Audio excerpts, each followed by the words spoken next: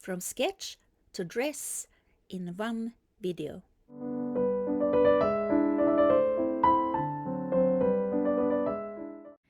Hi, and welcome to Johanna's History. In the beginning of April, I will be going to Helsinki and visit a ball that some of my friends there are arranging.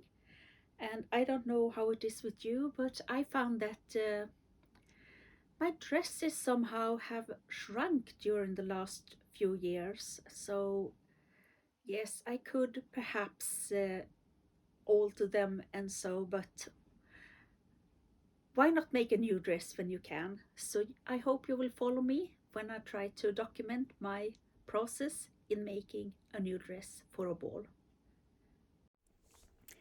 First, I will prepare my dress dummy because I usually drape the patterns for my dresses, and I will take you with me on the journey how I make a dress.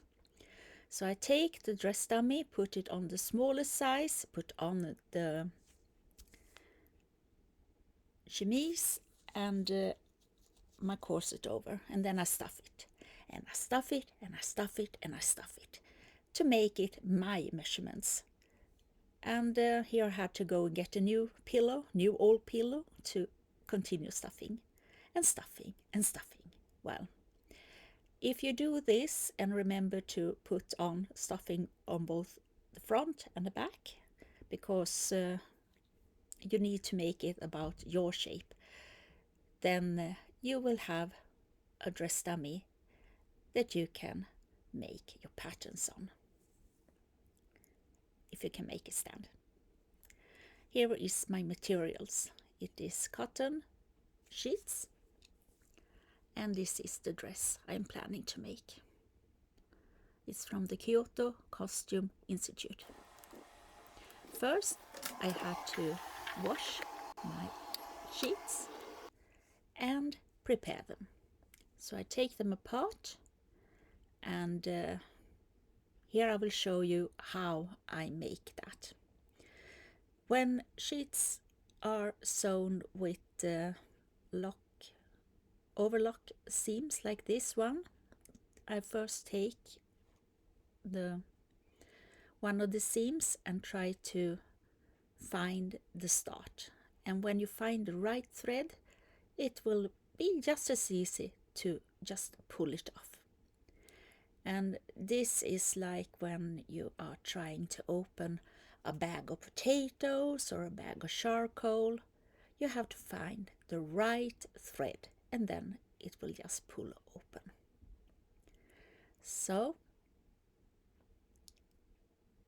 you take it as long as it will go, and then just take the back side and it will be quite loose.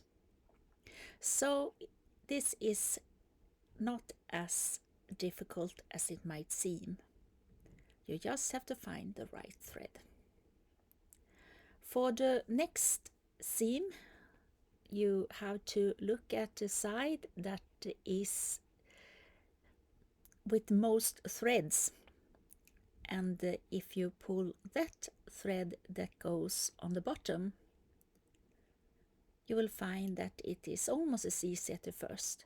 You just pull it, and it's like when you want to make wrinkles, you make a stitch and then you pull it. And this is the same, but this time you want it to break so you can take it all out. This one was very sturdy, so I had to pull it quite a lot until it broke. But when it breaks, you just have to pull the other threads loose. So it's really nothing more to it than this. And when you have all the fabric loose, take off the threads and iron it.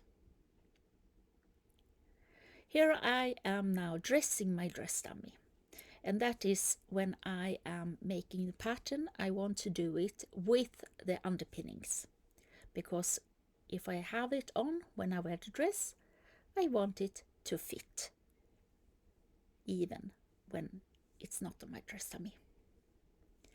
So I start by pinning a piece of old sheet as a toile fabric on the dress dummy, and I smooth the fabric and try to make it stay as close to the dress dummy as possible, because that is what you want with your pattern.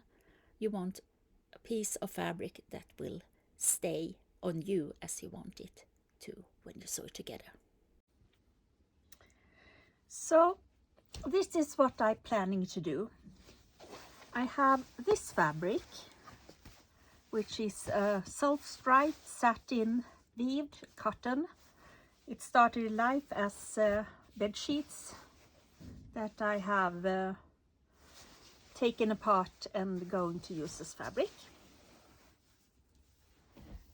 And when I found those, I also saw this dress in about the same time, and I liked the idea that I could sort of recreate this, but I'm not really the person who just takes one thing and makes a copy. This dress has, for the first, it's in silk, not in cotton, and it has small stripes, but it's still self-striped. I like the model, and I don't have that many clothes that are late 18th century. And I thought that this would be a good idea to sort of make a dress from this era. So this is one of my inspiration ideas. What I want to do is to take that dress and start with that, but I'm going to sort of Frankenstein it all and use different parts of different patterns as my base. So I have Patterns of Fashion, the new edition, the thick one, but I had an old one before, but I'm very glad I bought this one. So I'm going to sort of use this idea with so this dress has lacing panels that will help hold the dress closed, and it also makes it a little more adjustable if I would manage to lose weight, or if I gain even more, who knows. So that is a good idea. So I will use that and make sort of a lining for my dress like this. I will take the sleeves from this dress. I like that they are quite loose over the shoulder. It gives lots of movement and it's not so tight. This dress has these long sleeves, but I think it is a little too much because I will have about 3 days to sew this. I think these sleeves will be easier to make in that time. I will also try to make like this kind of skirt in the back, but I will make it not like a dress like this, but I will go and continue with this shape around the back, like a Pierrot jacket or some short jacket like that. And I plan to put a skirt over it to make it look more like a dress. So my plan is to have the front laced, and over that I will have what we used to call sort of a sewn front dress. I'm not sure what the term is now, but it still says sewn front in Patterns of Fashion. And use it with the stripes. Under here I can then make sort of a stomacher that has these shapes. on the dress and use the stripes like that so we get the contrast. We have the short sleeves with a little elbow here and decorations around the sleeve, around the neck and around the bottom of the stomacher sort of. And under here we have the petticoat with flounce.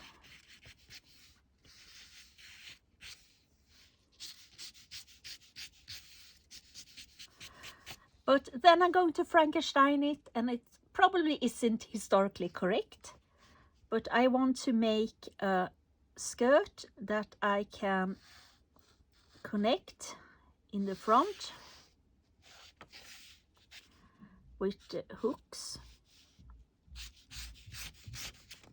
So it goes over like this, and you fasten it in the front and it hangs over the sort of skirts part of the Pierrot jacket.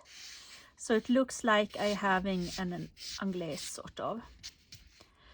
And to hide that, I will make a belt of a wide ribbon with some kind of buckle sort of in the front. I think I have one of these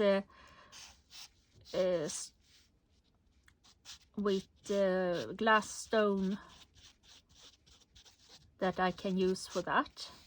So I thread the ribbon through and can make a knot in the back. So this is sort of the idea, and I like to do it like this because since I have gained weight and most of my wardrobe is too small for me, this will give me a possibility to get much more use of this. For I can make the stomacher part changeable. I can make perhaps this collar that I can fasten on top of this dress and get another look for it. If I can have the skirt part of the dress loose and hidden with the sash, it will also make it look different every time I wear it. So that is my plan for this. So I will take you with me on how I will make the pattern on my dress dummy and when I sew it, and hopefully can wear it at a ball in a week's time. So continue. So back to the draping of the pattern. I start with lining and I trace where I want it to sit, and I want it to go around the neck of my chemise. I want it to go around my waist, and when I finish with that, I take another layer, cut off the excess that I don't need. It makes it easier to smooth it out, and here I am tracing it around, and this will be my stomacher. So I cut it out and take the next layer, and this time it will be the sewn front or the outer piece of my pattern.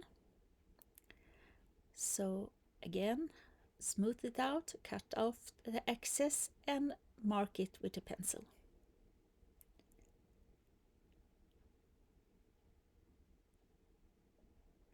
So look at the shapes you have from the patterns that you want to use, even if it's from a book or another pattern. Here I am making the flounces on my Pierrot jacket, and just cutting away all the excess. Here is time for the back side of the pattern, and the same, I pin it, make it smooth, cut off the excess, mark where I want to have my seams, cut it out. I make the hole for the arm for the sleeves as close as I can to where my corset is, so that's why it may seem like it's an odd shape, but the closer you can make it, the more movement you will have with the dress. And the back flounce on the Pierrot jacket. So first I marked it straight, but I decided to put in a pleat to make a little more space in the back for the flounce. Here I am taking measurements for the skirt, for my sleeves, so I measure around the widest part of my arm, around the elbow, around the wrist, and then around how far the hole for the sleeve is. I'm showing another sleeve here, but it's the same principle. I just draw the sleeve directly on my fabric here, and it is sort of a hexagon, which will make a bit trouble for me later, and below it I will make a two-part sleeve for the undersleeve that I will make later. So I cut it out, pin it together, and try it on, because you want to know if a sleeve is okay. And I find that it was wide enough, but a bit short in the elbow and a bit short at the wrist. So here I am marking where I have to add. So I trace it again on my fabric and add where I need more fabric to make it fit me. And I do these now in two parts, an oversleeve and an undersleeve, and the undersleeve will be this two-part sleeve. So you will not see how I do that in this video, perhaps in a later, but I cut it out at the same time. So now it's time to cut out all the pieces. I make the lining for the back, the lining for the front, and also cut out in the main fabric. So all the pieces. This one was for the stomacher. So what you have to think about is if you want the fabric to stay on the grain or on the bias. Here I am cutting out the front on the grain. Later I will cut a new piece on the bias because I forgot that I had to count the stripe on my fabrics. I did remember when I cut out the stomacher, and as you see I try to match the stripes. It will be sewn together so it looks like a V in the front.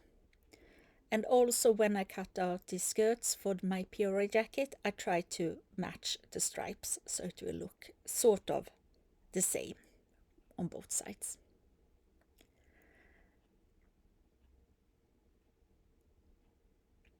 The sleeves is easiest if you can cut them out at the same time. I try to put the stripes so they came at the same space on both.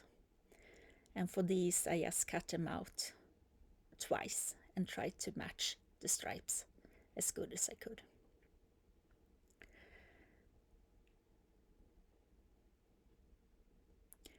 I made the skirt quite easy. I folded the fabric and just cut it straight over. And because 18th century skirt is almost just straight pieces, I tried to make myself make the sleeve without a lining, but I decided that it would need it anyway. So here I'm cutting out the last pieces. This will be the overskirt, and I do that like I did the other skirt. I first cut out another piece of flounce for my petticoat, and here is pieces for the decorations. I will not bore you with lots of sewing pictures because this video is long enough as it is, but I am making every seam I can on the sewing machine. This is Sunday, and I will leave for Finland on Thursday. I will have some errands that I will have to do, so I make every seam so I can do all my hand sewing while I am traveling. So here we can see a little sneak peek on how it will look on my dress dummy. On the train I am sewing, and on the train station I'm sewing, at my friends I'm sewing, while taking my vaccines I'm sewing. But here we are, the dress in Sommerlinna. This is with the Pierrot jacket and the petticoat, and here we have in the evening with the hairstyle, with the outer petticoat on, and a sash. I'm very happy. But when I wore it, I found that the left sleeve was almost 4 centimeters tighter than the right sleeve. And as you saw, I cut them out at the same time, so I didn't know what the trouble was until I picked it apart. And I found that I had turned my fabric upside down.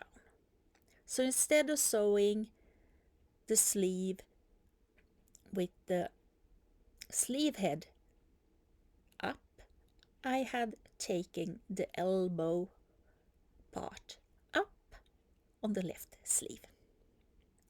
Here I will make the sleeve again. So I'll show you how I make the sleeves. I put my pieces together and then I put them on each other and make one seam. This way I can make a sleeve quite fast, and when I turn it, it will make the seam between the lining and the sleeve. So this is the favorite way to make sleeves that I have learned during my journey to learn how to make 18th century clothing. So it looks good on the outside, and you can also see that the seam is not visible from the inside.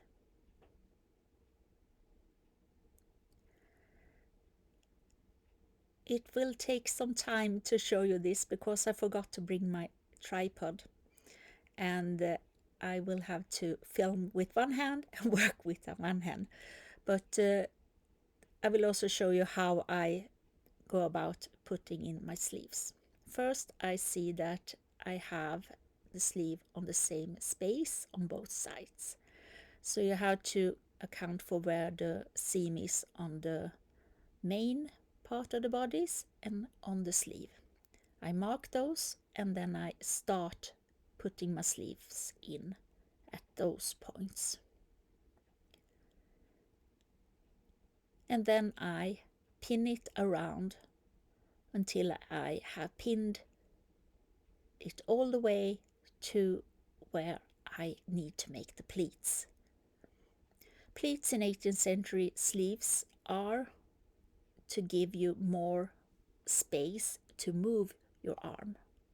So one thing is to make the armhole small, and the other one is to put some pleats in the back. Both of these will make you have movement and not make it too tight. So this is now how much fabric I will have to pleat to make the sleeve head fit in the hole for the arm. And when I have pleated and pinned it, I try to make sure that I make it in the right direction. So compare it with the other sleeve. See to it that your pleats are going in the same direction and that they are at approximately the same side. I just make a regular seam around on the sewing machine, and before I zigzag it to make sure that it stays on more securely, I will try this jacket on. And this time, I'm glad to say, it is not tight anymore. So this jacket is now almost ready to wear again. And since this video, I have finished it off and almost finished down the sleeves. But I don't show you that because I don't have time in this video. So this is the journey to making my dress from sketch to dress. I hope you will have fun. Well, here is a little blooper for you. I tried to find my pocket here, and it was very difficult. It was windy, cold, and lots of fabric, but finally, because it's so hot in Finland.